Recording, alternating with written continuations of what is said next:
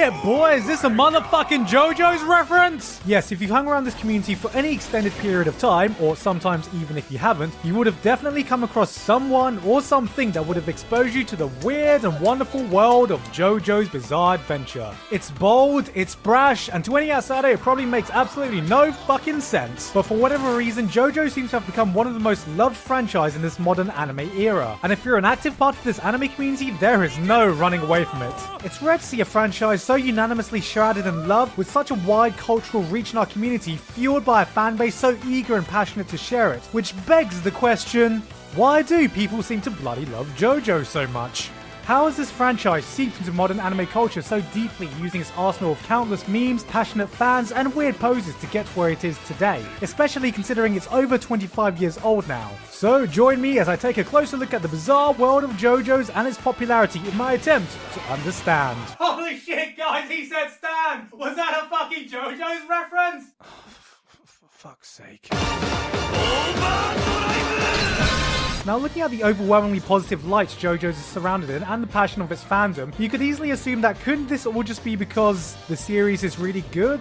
Which it is. The passion and care put into the new adaptation by David Productions can plainly be seen, and it's definitely deserving of the positive reception it's gotten critically. I may joke about it, but I have a lot of positive things to say about JoJo's, some of which I've been saying far before the new adaptation came to be, but its appeal is something that many other people have already been able to dissect, so I won't be doing so here. Simply put though, it's a completely unique and fascinating experience when compared to your average shonen action series. When someone's done watching the 4 parts currently adapted and feel like they need to watch something similar, there's nothing you can really do beyond just consuming more JoJo's and other mediums, and it's amazing to think that a story plotted in the 80s still feels fresher than most contemporary anime, and there has never been anything quite like it. However, viewing it through a critical lens, it has a good number of flaws, which is inevitable coming from a franchise started in the 80s adapted to the modern day, but these are hardly ever mentioned or even cared about in the general consensus, so I think there's more to it than just the series being good. A positive critical reception doesn't always equate to the love and passion seen surrounding the JoJo's franchise, and you only see something like this on the rare occasion when the show comes along that is both positively received critically and immensely popular. So just how popular is JoJo's really? Well, in Japan it's no question really, as the franchise is one of the most influential to come out of the world of anime and manga. The manga has been steadily running for over 25 years to this day, being one of the best-selling manga of all time, and the amount of things that have either been directly influenced or referenced JoJo's is ridiculous. From music, gaming, anime, and other manga, there are so many JoJo's references that exist. I'm pretty sure that we will eventually reach a time that JoJo's has been running for so long it'll reach a singularity where everything becomes a JoJo's reference.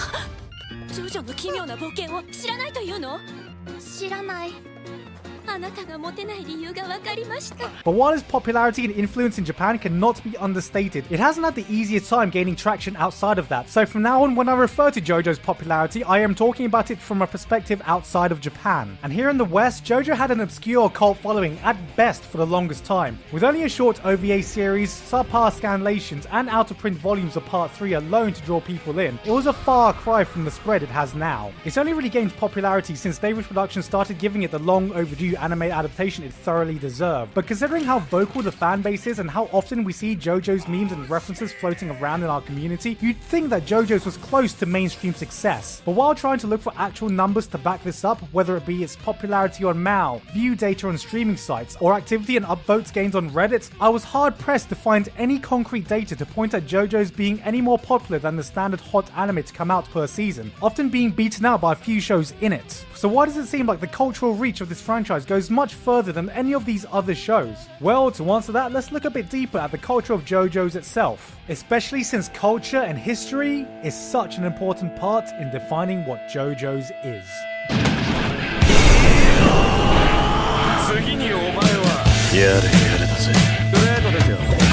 JoJo's Bizarre Adventure is an epic saga spanning generations, but one of the reasons it's been able to survive for as long as it has is because every part in JoJo's is so unique and diverse. For those unaware, the story is separated into parts, with every part starring a new member of the Joestar lineage that differs in cast, setting, tone, and sometimes genre, all brimming with their own pop culture influences and references.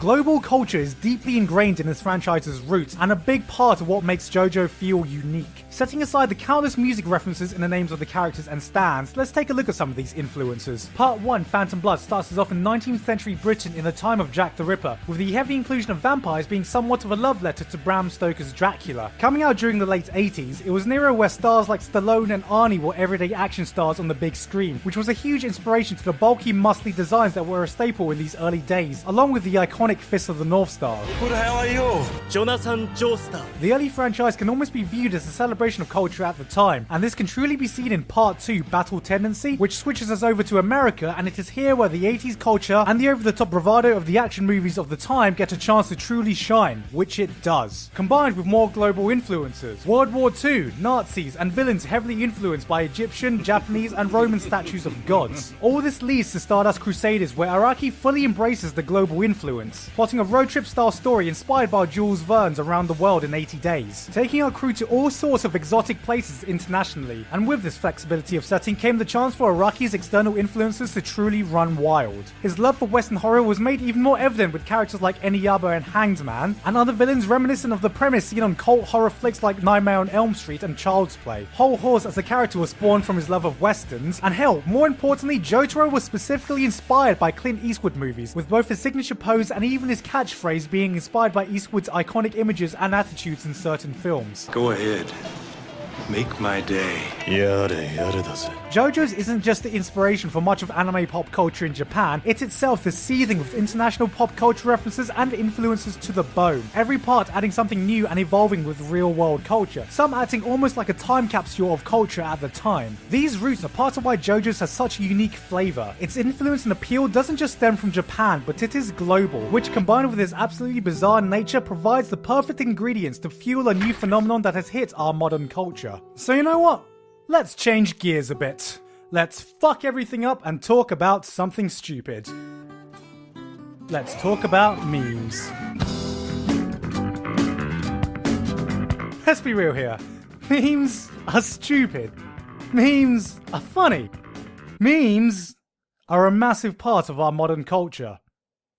Shut up. Yes, if you're a part of any social media platform, then you are likely to see them every day. Many people can consume news and world events through the perception of memes alone, and though I'm not sure anyone can properly define what a meme is, the best definition I've found is an idea, behavior, or style that spreads from person to person within a culture, which I'm not sure how accurately it can be used to describe every way the term meme is being used now, but I think the important aspects to focus on is the ability of mass replication and how much power that holds. It's hilariously terrifying to think that what started as some stupid macro images has become an integral part of modern culture. As much as we like to joke and laugh at them, we shouldn't dismiss the power of them. Careers have been started and ended overnight because of them. Amazing things can be achieved with it, and let's not forget that many believe that this power of simple mass replication played a part in electing a candidate into the highest power of office in the world. A catchy meme can spread awareness within a community like wildfire, and this is no different for the anime community. Think about how many of your own first exposures to an anime have been through a random GIF or macro image on Twitter and Facebook. Now, with this in mind, what idea, behavior, or style from the JoJo's franchise can we take and easily spread within a culture?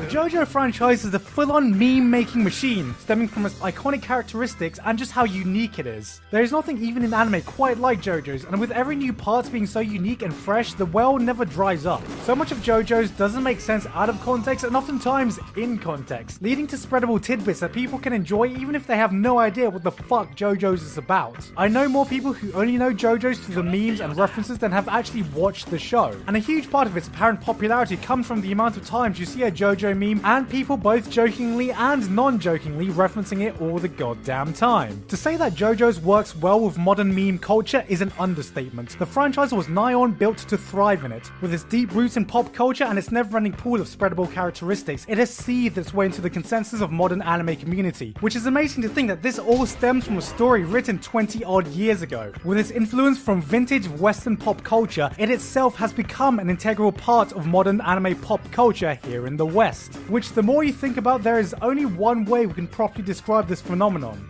Bizzare. We've gotten to a point where the memes and this culture surrounding JoJo's may be more well known than JoJo's itself, but while these stupid memes gives the franchise the spread and attention, what gives the franchise its power is undoubtedly the fan base.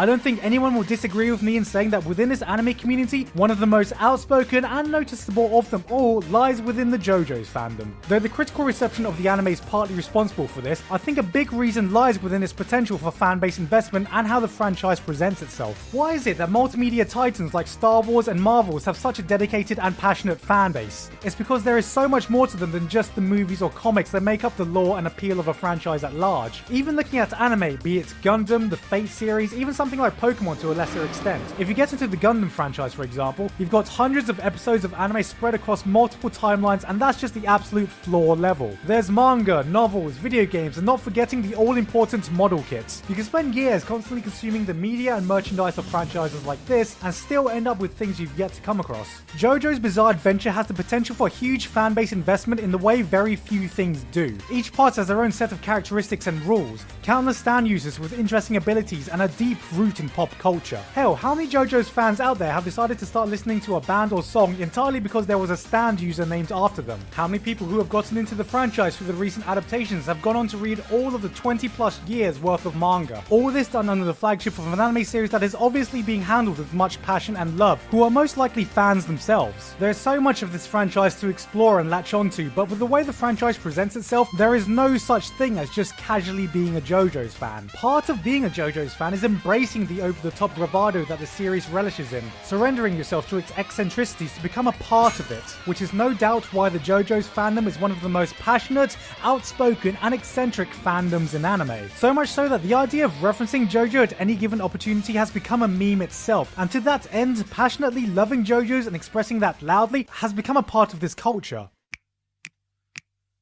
At the end of the day, there is no simple way to describe this strange enigma that is the JoJo's franchise. For a 25-plus-year-old franchise to seemingly mesh so perfectly with the spreadable meme culture of today in itself is strange, but I think what's even more amazing is that for as long as it has been running, there has never been anything quite like it. It's a unique entity brimming with pop culture, global appeal, and various other influences while being able to stand on its own without any of that. It's a highly entertaining romp that stands up, shouts to its heart's content, and refuses to be ignored. And in doing so has created a fandom cultivated out of passion and love, producing this culture around it that seemingly has this bizarre mind of its own, much like the show itself. Whatever it is, JoJo's currently sits in a kind of weird place. Outside of its obvious influence and popularity in Japan, it has become a small cultural phenomenon for dedicated fans here, where the culture surrounding the franchise may actually be better known than the franchise itself. It's in this space just below mainstream success, but still instantly recognizable for anyone who spent a decent amount of time in the anime fandom. And I think because it's in this sweet spot that you rarely see anything negative about it. It has enough critical backing, a very dedicated fan base, a perfect platform for its unique culture to spread, but just enough popularity that it doesn't tip it over the breaking point. Which is why this franchise is so loved and seemingly can do nothing wrong. So the next time you see an out of context JoJo gif or millions of comments referencing it or a group of people doing weird ass poses, remember that weirdly enough that has become part of what JoJo's is about. And as much as I try to describe it, there is no way to fully comprehend it unless you venture into the world yourself. Because you know what? It's not just the poses, it's not just the memes, the loud fan base, the great OPs, the works of enemy stands, the beautiful Dwangs, the immortally young Araki, the never-ending manga, the Dios, the Waldo, the references, the pop culture, or the great anime.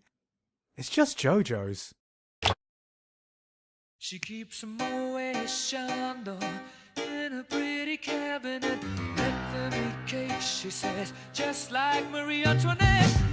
Hey everyone, hope you enjoyed this video. Thank you very much this month to Thrones Melt, Jared Cattell, Gabe Brown, Oni-chan by Mario 3rd Season, and everyone else on Patreon for helping to support this channel and making this video possible. I'm actually back in the UK briefly, so I'll be attending MCM next month if any of you are coming. And now, maybe that I've made this video, people will stop commenting about JoJo's in the comments on my other videos. Anyway, that's it from me. You can follow me on Twitter and Facebook if you want to know what I'm up to. But until then, I'll see you all next time.